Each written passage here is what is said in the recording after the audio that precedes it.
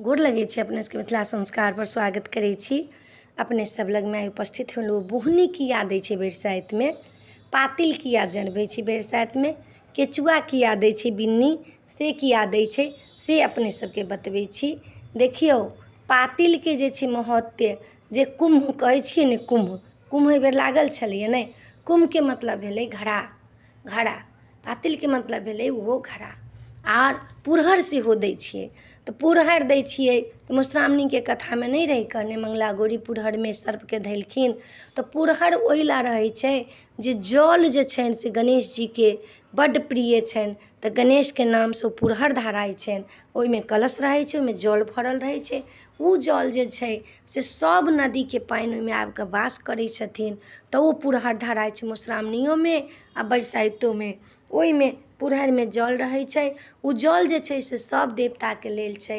आ ओहिमे पबनैतिन जे सती छथिन से कोनो भेल तऽ जल उझलि कऽ ओहिमे नाग काटऽ लायल, किछु करलायल तऽ ओहिमे धऽ देलक। दीप जे जरै छै तऽ जे पातिलमे दीप जरबै छै ओकर सुहाग कखनो खण्डित नहि होइ छै। आ पातिलके दीप जे छथिन, ज्योति जे छथिन से लक्ष्मीके वास छनि ओहिमे। बिना दीपके जे छै से कोनो पूजा नहि होइ छै। ताहि दुआरे पातिल जरबैए अपना सबके। पातिलमे दीप रहैए, दीपमे एकटा पैसा रहैए आ ओहिमे बत्ती रहैए आ पातिलमे के अन्दर कनिक अच्छत देल रहैए, तखन दीप होइ छै। प्रहलाद जे छथिन से लक्ष्मी छथिन आ विष्णु और लक्ष्मीके वास छनि ओहि ज्योतिमे। ओहिमे सोहागके वास होइ छै, ताहि दुआरे लोक पातिल जरबैए। तखन बुहनीमे लाबा भरल रहै छै। कियाकि कथामे अपनेके कहबे केलहुँ हँ, लाबा पलटि कऽ आ ओहिमे सर्पके धऽ लेलखिन, साँपके धऽ लेलखिन आ जाङ्घ तरमे जाँति लेलखिन। ओहिपरसँ आम धऽ लेलखिन जे आम हटा कऽ सर्प नहि आबि सकै छथिन, आमके खोधि नहि सकै छथिन। ताहि दुआरे आम ज्येष्ठके जे फल पहिला फल छै, जे रोहिणी नक्षत्रमे ई होइ छै ने, तऽ रोहिणी नक्षत्रमे जे आम पकै छै, आब तऽ सब दिन रहै छै पकले, आम पकै छै, ओहि आमसँ ई पूजा होइ छनि हुनकर सतवानके आओर सावित्रीके। ओहि आमसँ हिनकर पूजा होइ छनि, ताहि दुआरे आम धऽ लै छियै। ज्येष्ठके लेल प्रिय छनि हुनकर आम, ताहि दुआरे आमसँ जल दै छियनि आ आमके जे छनि से ओहिपर ऊपरमे धऽ दै छियनि। तखन जाकऽ आमसँ जल किया दै छियै, आम सहोदर भाय छथिन, रोहिणी नक्षत्रके पहिला फल छथिन, ताहि लऽ कऽ हुनका घुमिकऽ जल दै छियनि। मरलाके बादो आमके लकड़ी जाबे नहि पड़ै छै ताबे शुद्ध नहि होइ छै चितामे।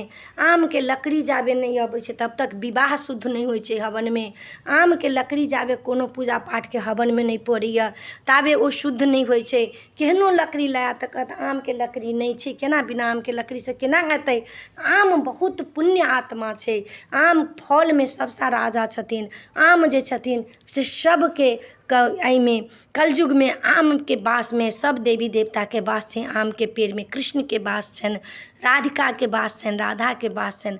आम सहोदर भाय छथिन, ताहि लऽ कऽ हुनकर फलसँ जल दै छी अपने सब। बुहनी कहिए देलहुँ। कचुआ जे छै ओहिमे जे छै से जीर रहै छै, धान रहै छै, धनी रहै छै, सुपारी रहै छै, ओहिमे लौंग इलायची रहै छै, ओहिमे सुपारी रहै छै, ओहिमे हरे बहेरा रहै छै। सबमे सोहागके वास छै, सबमे सोहागके वास छै। सब देवी देवताके आमन्त्रित कऽ कऽ गीत नाद गाबि कऽ, गोसाउन बढ़िमे गीत गाबि कऽ तखन जाकऽ ओ बन्हाइ छै पोटरी। ओहि पोटरी लऽ कऽ हाथ लऽ कऽ ओहि जेना खोइछ रहै छै, तऽ खोइछ तऽ रहबे करै छनि।